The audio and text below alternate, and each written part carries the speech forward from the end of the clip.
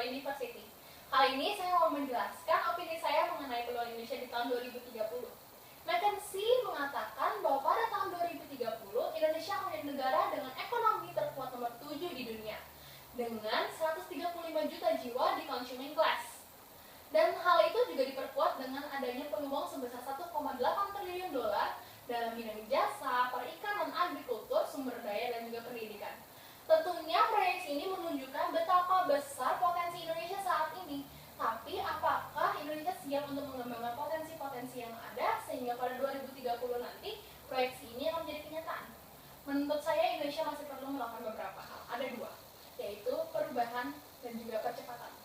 Percepatan yang saya maksudkan adalah di bidang infrastruktur.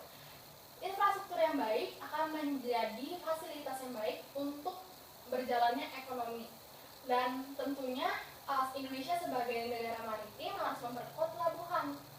Dengan adanya Danau Tanjung Priok itu adalah hal yang sangat baik karena Indonesia bisa menampung kapasitas lebih besar lagi. Dan juga ada telekomunikasi dan energi yang harus terus dikembangkan yang merupakan hal yang tidak terpisah dari kegiatan ekonomi.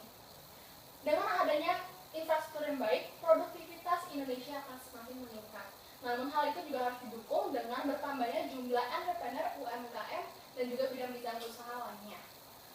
Entrepreneur sangat dibutuhkan di Indonesia supaya semakin banyak lapangan pekerjaan yang dibuka dan hal itu akan berdampak langsung kepada meningkatnya taraf hidup orang banyak. Dan nantinya pun ada MEA, lalu ada free trade area dan juga akan join di TPP, RCEP. Kita akan bersaing dengan negara-negara lain dan Indonesia jangan sampai kalah di negerinya sendiri. Jangan sampai karena jumlah penduduk kita banyak, kita hanya dimanfaatkan sebagai konsumen. Kita harus menjadi produsen dan menciptakan suatu produk yang tidak kalah dengan negara-negara lainnya. Lalu yang kedua adalah perubahan.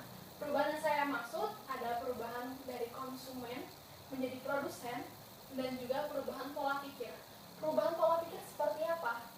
Misalnya kemarin saat ekonomi melemah, kita berpikir semuanya kita harus menyimpan uang, lalu akhirnya ekonomi semuanya menjadi lesu, tidak ada kegiatan ekonomi yang berjalan terlalu baik.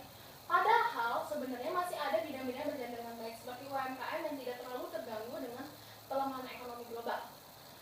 Kalau kita mau berpikir secara positif, kita bisa memikirkan hal itu, tapi nyatanya kemarin saling salah menyala sehingga ekonomi akhirnya semakin melemah. Tentunya hal itu tidak harus dilakukan.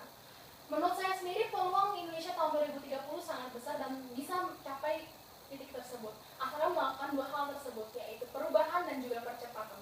Sekian opini dari saya.